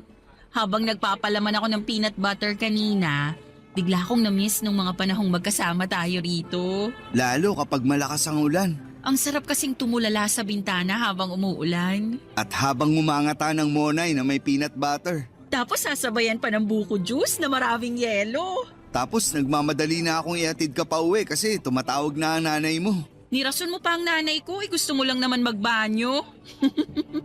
Ang lakas kasi makasira sa tiyan mo ng peanut butter at malamig na buko juice. Kahit alam kong red flag sa akin ang combo na yon, gusto ko pa rin. Alam mo kung bakit? Kasi alam mong paborito ko ang combo na yon at gusto mo akong sabayan. Kahit masira pa ang tiyan ko. Pwede naman kasing magkape ka na lang kaysa sabayan mo pa ako sa buko juice eh. Masama bang piliin kong makasabay ka sa mga paborito mong pagkain? Ayan, yan na yan. Ang alin? Diyan mo ako nadali. Lagi mong inuuna yung gusto ko kahit makakasama pa sa'yo. At handa akong ulitin yun ngayon. Jerry. Mitch, alam ko kagagaling mo lang sa iwalayan. Hindi naman kita minamadali. Gusto ko lang malaman mo na walang nagbago. Ito pa rin ako. Gusto pa rin kita. Alam mo bang ikaw ang huli ko? Huli? Una't huli. Ang hirap ko bang palitan? Ang hirap mong tumbasan. Wala ka pa rin pinagbago. Kuha mo pa rin ako sa mga ganyang linya mo. Mabuti naman. Akala ko nangalawang na ako eh. Ako nga ata nung nangangalawang na eh. Di ko na alam kung paano sasagot sa mga ganyang linyahan mo. Di ko na alam paano magpaligaw. Magtulungan na lang tayo sa ligawan. Dapat lang naman. Kahihiwalay ko lang, Jerry eh. Pero hindi naman ibig sabihin nun eh. Hindi ka na dapat sumubok ulit. Sumubok na ako sa'yo noon. Ano nangyari? Natalo lang tayo pareho. Natapos lang din. Baka naman iba na ngayon. Ganyan ka kakampante? Oo.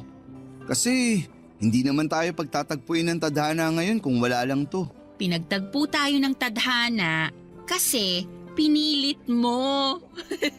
Kinulit mo pa talaga yung pinsan ko para sa cellphone number ko ha? Kasi ganun ako kapursigido na may tadhana ka na sa akin ngayon. Pinalagpas kita noon. Hindi ko na ata makakaya kung makakawala ka pa ngayon. Hindi mo siguro ako titigilan hanggat hindi ko binubuksan ang pinto ko para sa'yo, no? Pinto at bintana. Hihintayin kong parehong magbukas. Sa ngayon, pwede bang bintana lang muna?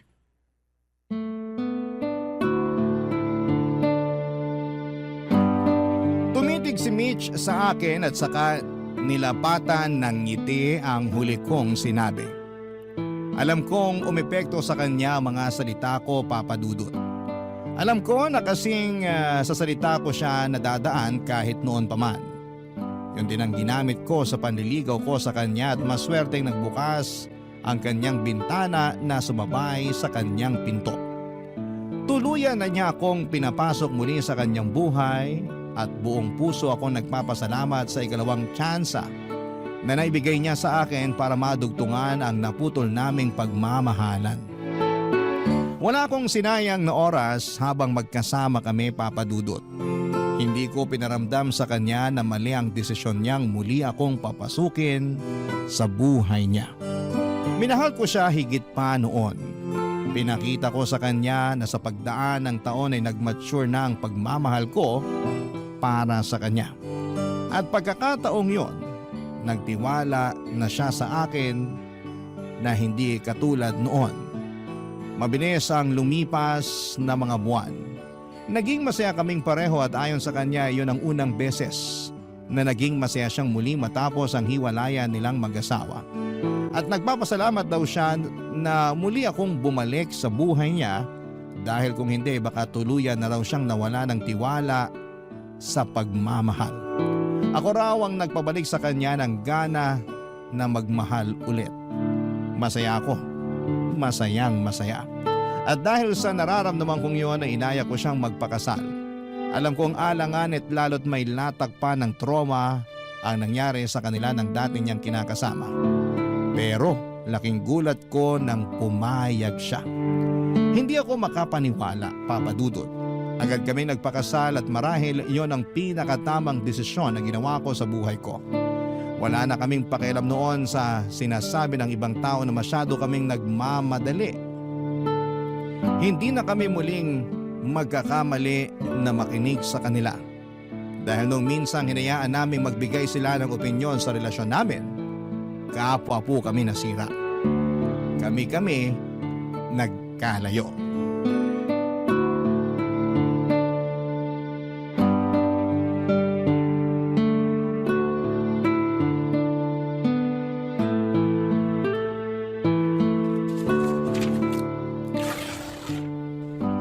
Dahan-dahan ka sa pagbubukas ng mga regalo natin, ha? Baka pwede ko pang magamit yung mga karton. Oo naman. Alam ko namang reyna ka ng pagre-recycle. Pati yung mga gift wrapper, ha? Baka pwede ko pang magamit yan pang balot ng ireregalo ko sa mga future wedding na pupuntahan natin. Ang resourceful at wise naman pala nitong napangasawa ko. Anong resourceful at wais? Baka kuripot ka mo.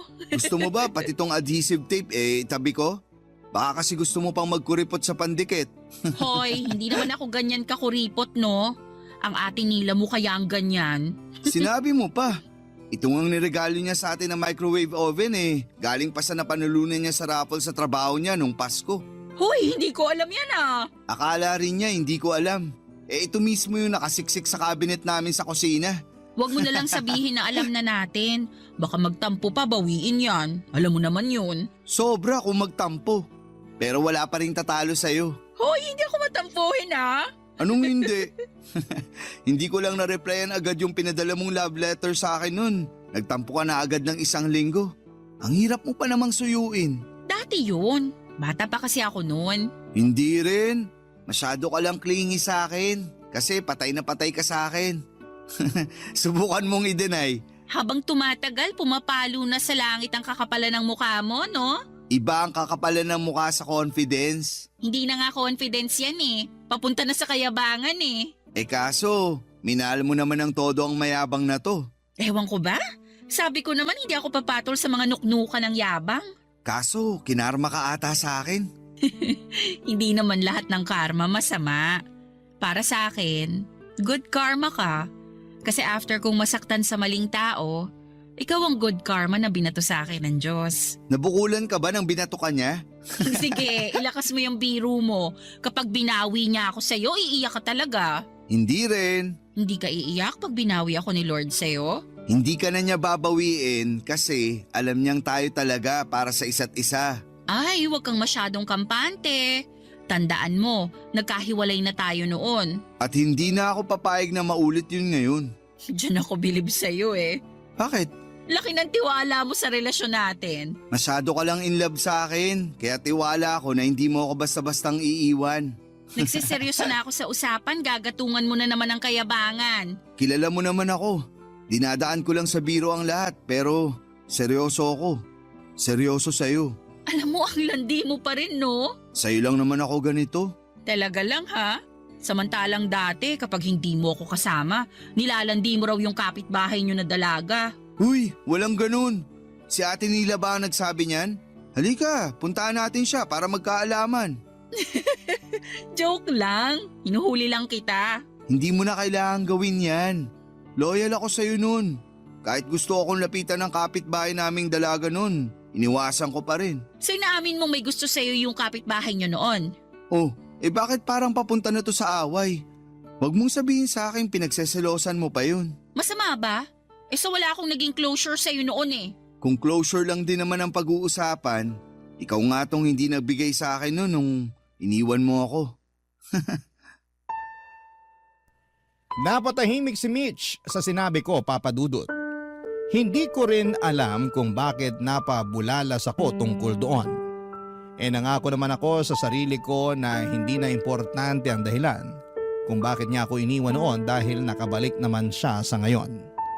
Kaya lang tao lamang ako at naghahanap ng sagot kung bakit nawala siya sa akin noon. Babawiin ko na nga sana yung sinabi ko para hindi na awkward. Nagkunwari na lamang ako na pinagpapatuloy na ang pagbubukas ng regalo. Kaya lang ay hindi na ibalik ang dating masayang energy namin. Kaya naman hinawakan ni Mitch ang mga kamay ko para ibigay sa akin ang closure na ilang taong ko ring hinahanap. Pinatigil niya ako sa pagbubukas ng mga regalo. Hinarap niya ako at tinanong kung gusto ko ba talagang malaman kung bakit niya ako iniwan. Tumango lamang ako kahit na hindi na ako noon sigurado kung gusto ko pa rin bang malaman. Napabuntong hininga si Mitch. Panay ang tingin niya sa paligid. Parang alanganin din siya kung sasabihin sa akin ang katotohanan. Kinabahan ako noon, Papa Dudut, kung ano-ano ang laro sa isipan ko sa kung bakit nga ba niya ako iniwan. At doon ay mas lalong kumabog ang dibdib ko nang malaman ko ang katotohanan. Inamin niya sa akin na nagpadala siya sa mga sinabi ng ibang tao na masyado akong bata para sa kanya. Na kesyo maghahanap daw siya ng kaedad niya at pareha sa level ng pag-iisip niya. Kaya naman pinatos niya ang isang manliligaw niya. Hindi raw niya gusto ang lalaking yon pero nagawa niyang patulan dahil masyado siyang nadala sa emosyon niya. Nilihim nila ang kanilang relasyon. Hindi yun nalaman ni Ate Nila dahil nahihiya rin daw si Mitch sa ginawa niya. Pero 2 buwan lang nagtagal ang relasyon na yon at iniwan na rin siya ni Mitch, Papa Dudut. Na-realize daw niya na ako talaga ang gusto niya. Gusto raw niya makipagbalikan sa akin pero sinabi ni Ate Nila na masyado na raw akong nasaktan at mas makakabuti kung mag-move on na lamang kaming pareho mula sa sakit na aming naranasan ng mga panahong yon, Papa Dudut. Barangay Love Stories. Barangay Love Stories. Hindi ko pa rin matanggap na pinagpalit ako ni Mitch sa iba, Papa Dudut. Inakala kong hiniwalayan lamang niya ako dahil nakinig siya sa iba. Kaya lang iba pala ang totoong nangyari. Nasaktan ako noon at hindi ko naman yon gustong ipakita sa kanya. Kaya lang ay mabilis niya akong nahalata, Papa Dudut. Kinausap niya ako tungkol doon, natatakot na raw siya na baka magbago na ang isip ko sa kanya. Natakot siya na baka hindi ko na siya gustong mahalin. Doon siya nagkakamali. Kahit ganoon ang nangyari sa nakaraan namin, ni minsan ay hindi sumaglit sa akin na bawiin ang pagmamahal ko sa kanya, Papa Dudut. Nakonsensya tuloy ako dahil ramdam ko ang takot sa mga mata niya habang nagtatanong kung bala ko na ba siyang iwanan. Hindi ko siya pwedeng iwan, Papa Dudut. Ayoko. Alam ko sa puso ko na siya na ang huling tao na gusto kong makasama. Naapektuhan lang talaga ako sa inamin niya at nabigla lang naman. Hindi ko lang din kasi inaasahan, kaya naman sinubukan kong bumawi para iparamdam sa kanya na hindi importante ang naging kasalanan niya sa akin sa nakaraan. Gusto kong bumawi sa kanya sa kasalukuyan. Gusto kong ipakita sa kanya na baliwala ang pagkakamali niya. Siya ang pinakaimportanteng meron ako at handa ko yung ipakita sa kanya, Papa Dudut. Kaya naman minadali kong gumawa ng paraan para maiparamdam sa kanya na hindi siya dapat mangamba na iiwan ko siya. Yun ang pinakahuling gagawin ko. Nawala na siya noon at alam ko kung gaano yon naging mahirap para sa akin. Kaya naman gagawa na ako ng paraan para hindi na yon maulit pa, Papa Dudut.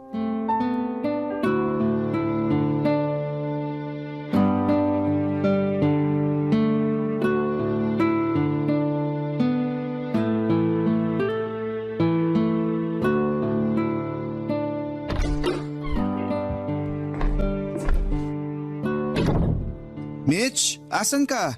Nakauwi na ako. Ang aga mo namang umuwi. Hindi ba mamaya pang 6:00 ang out mo sa trabaho? Nag-early out ako. Bakit? Masama ba pakiramdam mo? Gusto mo ipagtimpla kita ng tsaa? Ano, may masakit ba sa'yo? O teka, lalabas lang ako para bumili ng gamot mo ha? Wala akong sakit. Ayos lang ako. Eh bakit nag-early out ka sa trabaho mo? Para mag-date tayo. Magbihis ka na. Magsuot ka rin ng komportableng sapatos. Mahaba ang gala natin. Anong okasyon? Katatapos lang naman ng monthsary natin. Hindi naman natin birthday. Anong meron? Kailangan bang may okasyon para i-date ko ang paborito kong asawa? Paboritong asawa? Bakit? Meron ka pa bang ibang asawa bukod sa akin? Mali na naman ako. Paborito at nag-iisa kong asawa. Naayos ko na ba, ma'am? Pwede na. Pero bakit nga bigla-bigla gusto mong mag-date tayo? May kasalanan ka, no? Siguro, masasabing kasalanan nga ang dahilan ko kung bakit inaaya kita ngayon. Anong ginawa mo? Pag mabigat yung kasalanan mo, hindi ako makikipag-date sa'yo. Makitulog ka na kina Ate Nila mo. Ang sinasabi kong kasalanan ay yung mga panahon na nawala ako sa buhay mo. Paano naging kasalanan yun? Kasi pwede naman pala kitang habulin, kaya lang nagpadala ako sa takot na i-reject mo ako. Hindi pa rin kasalanan yun. Ako nga tong may kasalanan sa'yo eh. Kaya nga nahihiya pa rin ako ngayon. Okay na yun. Wala na sa akin ang nangyari noon. Wala na ba talaga? Pero bakit pakiramdam ko? Ayaw mo pa rin makalimutan yun. Hindi ko naman na makakalimutan yun. Pero kaya ko mabuhay kahit meron yun. Sure ka? Baka isang araw isumbat mo yun sa akin. Kailan ko ba sinumbat lahat ng nagawa ko para sa'yo? Baka lang kasi. Kung ganyan ang iniisip mong gagawin ko, nakakasama naman pala ng loob. Gusto ko lang naman bumawi sa mga panahon na nagkaiwalay tayo. Sorry na. Pero hindi mo naman talaga kailangang bumawi. Hindi pwede. Marami na akong plano para sa atin. Talaga? Anong mga plano yan? Bala ko, magbakasyon tayo. Out of town. Hindi ko pa naman nagagalaw ang leave credits ko. Kahit saan mo gustong pumunta, pupuntahan natin. Libre ko. Aba, libre mo lahat? Magastos ako, sige ka. Magsisisi ka. Kahit anong ituro mo, bibilin ko. Pangbawi lang sa nakaraan. Hindi kasi kita mabilan dati o malibre man lang kahit buko juice at monay. Ikaw lagi yung taya noon. Hayaan mo ako naman ang manlibre ngayon. Naiintindihan ko naman na wala ka pang panlibre sa akin. Malamang estudyante ka pa lang nun eh. Hindi naman ako naniningil. Pero gusto ko talagang bumawi sa mga hindi ko naibigay at nagawa noon. Hayaan mo na ako. Bakit ba lagi mong iniisip na bumawi sa nakaraan? Eh wala ka namang utang. Binigay mo pa rin sa akin ang lahat ng makakaya mo noon. At alam kong pinaghirapan mo lahat. Mula sa love letters, hanggang sa paghatid sundo sa akin sa trabaho. Sapat na yun sa akin. Wala nang kailangang bayaran ngayon. Gusto ko lang namang mabigyan ka ng masaya at magandang buhay. Para hindi mo pagsisiya na binigyan mo ako ng second chance ngayon. Ako pa nga ata ang dapat bumawi sa'yo eh. Kasi binigyan mo ako ng second chance. Matapos kitang iwan para sa iba. Hindi ko naman alam noon na iniwan mo ako para sa iba. Pero kahit nalaman mo na, hindi mo pa rin ako tinalikuran. At gusto mo pa rin ibigay sa akin ang lahat. Dun pa lang, bawi na lahat ng nawalang oras sa atin noon eh.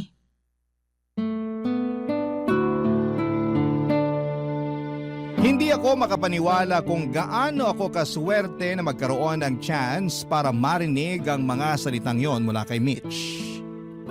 Hindi pa rin ako makapaniwala na meron kaming second chance para ipagpatuloy ang pagmamahalan namin na naudlot sa nakaraan. Baka nga kinailangan naming pagdaanan ng hiwalayang yon para malaman namin na kami ang itinakda ng Diyos. Niyakap ko siya dahil hindi ko na alam kung ano pa ang isasagot ko. Parang masyadong perfect ang mga huling sinabi niya, Papa Dudut. Hindi ko na yon madudugtungan pa. Kaya dinaan ko na lamang sa yakap para iparamdam sa kanya na masaya akong narinig sa kanya na sapat na ang lahat. Pero kahit na ganoon pa man ay hindi pa rin niya ako napigilan na ibigay sa kanya mga bagay na hindi ko nakayanang ibigay noon. Hindi na ito para bumawi lang. Ginawa ko na yon para makita niya kung gaano ko siya kamahal. Sa paglipas pa ng mga buwan ay naging masaya ang relasyon naming dalawa, Papa Dudut. Wala kaming naging pagtatalo. Ito talaga ang relasyong pangarap at kinaiinggitan ng lahat. Kaya buong puso akong nagpapasalamat na meron ako ng ganitong klase ng relasyon. At pinangako ko sa sarili ko na kahit na anong mangyari, hindi ko ito sasayangin. Minsan ang nawala si Mitch sa akin. Hindi pwedeng maulit yon. Ang mga dating nagduda sa relasyon namin ngayon ay sila na mismo ang nagsasabi ng sana all. Sila na mismo ang nagpapakita ng suporta. Bigla silang naniwala na totoo ang pagmamahalan naming dalawa. Kabilang na doon si Ate Nila at hindi naman kontra si Ate noon sa naging relasyon namin. At maski na ang pagbabalikan namin. Pero may takot lang siya na masaktan kaming dalawa sa proseso ng pagmamahalan namin. Ayaw niyang makita ang dalawang mahalagang tao sa kanya ay kapwa masasaktan dahil sa pagsugal muli sa pagmamahal. Tinanggal namin ang mga takot na yon nang dalawin niya kami sa aming bahay, Papa Dudut.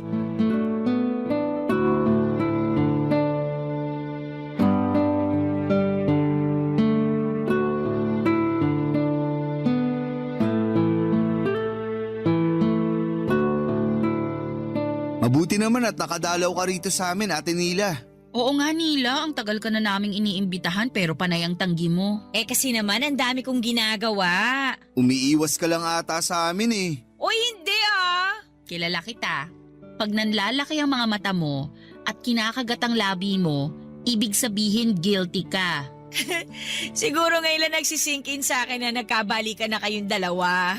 At hindi na kami magkakaiwalay pa. I love you, Mitch, ha? Palagi. Huwag mo nga nilalandi sa harapan ko ang best friend ko, Jerry ha. Nakakakilabot. Aba, hindi ka pa rin ba sanay? Dati pa naman nakikita mo na kaming naglalambingan. Akala nyo ba nasanay na ako noon? Panay kaya ang iwas ko sa inyo kapag nakikita ko kayo naglalambingan? Mas lalo ngayon, no? Masanay ka na kasi hindi na to hihinto. Hindi na kami maghihiwalay. Ganyan din naman ang sinabi nyo sa akin noon eh. Sabi nyo kahit anong mangyari, hindi kayo maghihiwalay. Magtiwala ka na sa tibay ng relasyon namin ngayon. Wala na tong gibaan. Alam nyo, bigla ako may naalala. Kung mapapahiya lang kami sa alaala na yan, wag mo nang ituloy. Nakakahiya naman talaga kayo noon, no? Ang OA yung pareho. Tapos masyado pa kayong madrama. Talo nyo pa ang mga bida sa teleserye. Akala nyo lagi nyo kalaban ng buong mundo. Parang gano'n naman ang nangyari noon. Oh well, tama rin naman. Oy, pero may tatanong lang ako. Ano yun? Wala pala. Kalimutan nyo na yun. Gusto mo pa kaming pag-isipin ni Mitch? Ano yun? Alam mong may issue ako sa closure tapos bibitinin mo ako. Sa totoo lang, kay Mitch ko gustong itanong to eh. Kinakabahan naman ako sa tanong na yan. Ano ba yun? Hindi mo na ba iiwan si Jerry para sa ibang lalaki kapag na-pressure ka na naman ng mga taong mahilig makialam sa relasyon ninyo? Ha? Paanong... Mitch, best friend mo ko. Kahit hindi mo sabihin, alam ko. Alam kong iniwan mo si Jerry para sa iba dahil masyado ka nang nadala sa mga sinasabi ng ibang tao. Alam mo ang tungkol doon, ate? Alam mo rin ba? Inamin ko na kay Jerry ang totoo. Nagulat lang ako na alam mo rin pala ang lahat, Nila. Sabi ko nga best friend mo ko. Alam kong lahat kahit hindi ka pa magsalita, no? Pero bakit hindi mo sinabi sa akin? Pinaramdam mo pa rin sa akin na hindi ako pinagpalit ni Mitch sa iba. Kasi ayoko nang dagdagan pa yung sakit na nararamdaman mo noon. Tsaka ayoko magalit ka sa kanya, no?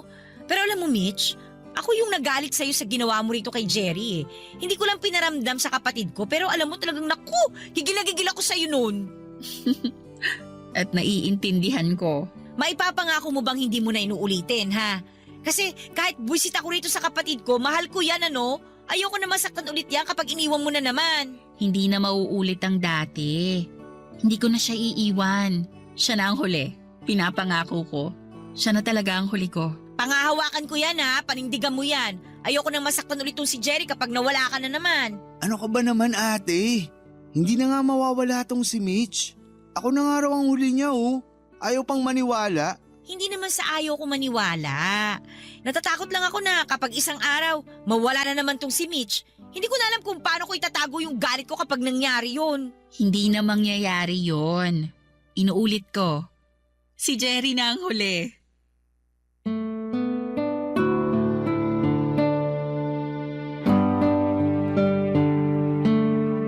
Papadudot, hinawakan ni Mitch ang kamay ko at tinignan ako habang sinasabi ang mga salitang yon. Ako na raw ang huli niya. At yun din naman ang gusto kong sabihin sa kanya, Papadudot. Siya na ang huli ko at hindi ko na siya susundan pa ng ibang mamahalin. Siya lang talaga. Kami na ang huli sa isa't isa. Nang makampante si Ate Nila sa mga sinabi ni Mitch ay saka ito ngumiti sa amin. Niyakap niya si Mitch ng napakahigpit. Matagal ding nagkaroon ng lamat ang pagkakaibigan nila dahil sa pagtatapos ng relasyon namin ni Mitch. At masaya ako na tuluyan na silang nagkaayos na dalawa. Saglit pang nanatili si Ate Nila sa bahay bago nagpaalam sa amin para umuwi na. Hinatid namin siya ni Mitch hanggang sa kanto namin. Hinintay namin siyang makasakay ng taxi bago kami nagpasyang bumalik ng bahay. Magkahawak kamay kami ni Mitch habang naglalakad pa uwi. Hanggang sa biglang makaisip si Mitch ng pwede naming gawin. Sinabi niya na natatakam daw siya ng monay na may peanut butter at saka buko juice na maraming yelo. Nagmadali kaming pumunta sa paborito naming bakery at maswerte kaming hindi pa yon nakapagsara kaya nakapag-order pa kami. Alam kong sasamang muli ang tiyan ko dahil pinagsabay ko naman ang monay at buko juice pero wala akong pakialam. Masyado akong lumulutang noon sa saya dahil sa pagmamahal ko kay Mitch. Nang matapos kaming kumain ay inaya niya akong maglakad at tunguhin ang paradahan kung saan madalas ko siyang hinahatid at sinusundo pagkatapos ng kanyang trabaho. Ilang libong alaala ang nagbalik sa amin ang mga oras na yon. Kahit sabihin pang saglit na panahon lang kaming naging magkarelasyon noon. Nang magtinginan kaming dalawa ay doon ko naramdaman kung gaano ko gustong ialay ang buhay ko sa kanya. Sobrang mahal ko siya, Papadudot. Hindi ko napigilang hawakan ang kanyang mukha at ulitin ang pangakong siya na ang huli para sa akin. Ngumiti siya at inulit din ang mga katagang yon sa akin. Ako na raw ang kanyang huli. Nagkatotoo naman ang pangako niyang yon. Ako na nga ang kanyang naging huli. Dahil isang araw muli na naman niya akong iniwan. At sa pagkakataong yon alam kong hindi na siya babalik pa. Hindi niya ako pinagpalit sa iba pero sa Diyos na ang bumawi sa kanya. Sobrang sakit noon para sa akin. Akala ko sa pangalawang pagkakataon ay magiging masaya at mahaba na ang pagsasama namin, Papadudot. Pero tulad ng dati parang pinatikim lang sa akin ang kaunting saya kasama siya. Dahil sa huli, babawiin din siya. Ilang buwan nang sumakabilang buhay si Mitch, Papadudot, at hanggang ngayon ay wala pa rin closure sa akin ang pagkamatay niya. Hanggang ngayon, patuloy pa rin ang pagtatanong ko sa Diyos. Bakit niya binawi si Mitch? Bakit niya ibinalik si Mitch sa akin gayong balak din pala niya kaming paghiwalayin? Mas matatanggap ko pa siguro kung pinagpalit na lamang niya ako sa ibang lalaki. At least alam kong andyan lang sa paligid at pwede ko pang mahalin sa malayo. Pero iba na yung kaso namin sa ngayon, Papadudot. Walang kahit na anong sasakyan ang maghahatid sa akin patungo sa kanya. Walang kahit na anong mamahaling telepono ang pwedeng makatulong para makausap ko pa siya. Wala na. Oo, at ako ang kanyang huli pero napakasakit isipin na hindi ko naman maramdaman kung gaano ako kaswerte na ako ang lalaking huli niyang minahal dahil hindi ko naman siya mahahawakan at nalalapitan. Ako man ang huli pero bakit ang hirap? Ang hirap makita ang kagandahan ng mga salitang yon, lalo't hindi ko na siya pwedeng makaharap pa sa ngayon. Maraming salamat po sa pagdadalamhati at pagbasa ng aking liham. Ang inyong kapuso at kabarangay forever, Jerry.